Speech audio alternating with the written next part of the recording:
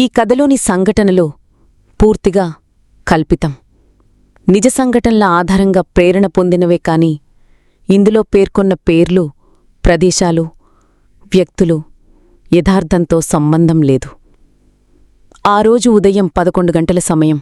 నగరంలోని ఒక పాత లా కాలేజ్లో విద్యార్థులు క్లాసులకు పరుగు పెడుతున్నారు. స్టూడెంట్స్ ఎవరి హడావిడిలో వారున్నారు.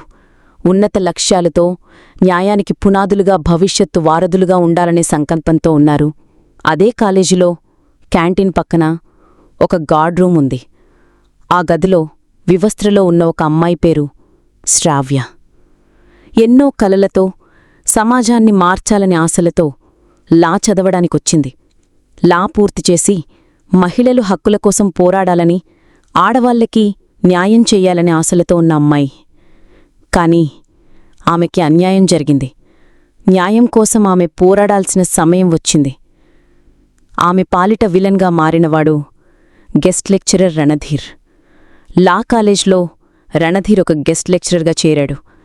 చూడటానికి ఎంతో ఉన్నతమైన భావాలున్నవాడిగా అందరికీ కనిపిస్తూ ఉండేవాడు. మహిళల హక్కుల కోసం పోరాటాలు చేస్తూ ఉండేవాడు. ఈ పోరాటాలతోనే అధికార పార్టీ నాయకులకి దగ్గరయ్యాడు. గెస్ట్ లెక్చరర్గా ఉన్నా కూడా కాలేజ్లో సంబంధం లేని విషయాల్లో కూడా అతను ఇన్వాల్వ్ అవుతూ ఉండేవాడు.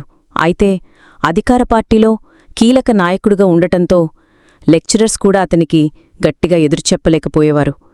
అలాంటి రణధీర్ ఒకరోజు శ్రావ్య పైన కన్నేశాడు. ఆమెతో పరిచయం పెంచుకుని దగ్గరవ్వాలని ప్రయత్నం చేశాడు.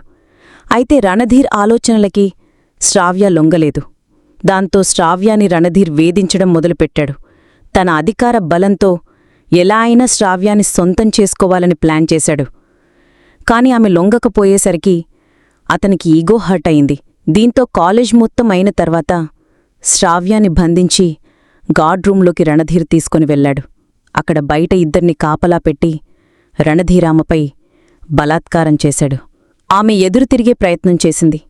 దాంతో దారుణంగా హింసించి రణధీరామెని శారీరకంగా అనుభవించాడు. అతనితో పాటు వచ్చిన మరో ఇద్దరూ కూడా శ్రావ్యపై బలాత్కారం చేశారు. ఈ విషయం బయటపెడితే చంపేస్తామని శ్రావ్యాని రణధీర్ బెదిరించాడు. అయితే ఆ రూంలో ఉన్న సీసీటీవీ దృశ్యాలని శ్రావ్య సంపాదించి తన స్నేహితుడికిచ్చింది. వాటి సాయంతో తనకి జరిగిన అన్యాయాన్ని ప్రిన్సిపల్ దృష్టికి తీసుకెళ్ళింది. శ్రావ్యకి అక్కడ న్యాయం జరగలేదు. దీంతో శ్రావ్య సోషల్ మీడియాలో ఈ విషయాన్ని షేర్ చేసుకుంది. ఒక్కసారిగా ఆ వార్త వైరల్ అయ్యింది. తప్పనిసరి పరిస్థితిలో పోలీసులు రంగంలోకి దిగి రణధీర్ని అదుపులోకి తీసుకున్నారు. శ్రావ్య సీసీ ఫుటేజ్ సహాయంతో తనకి జరిగిన అన్యాయాన్ని పోలీసులకి చెప్పింది. రణధీర్ గురించి పోలీసులు మరింత లోతుగా ఇన్వెస్టిగేషన్ చేశారు.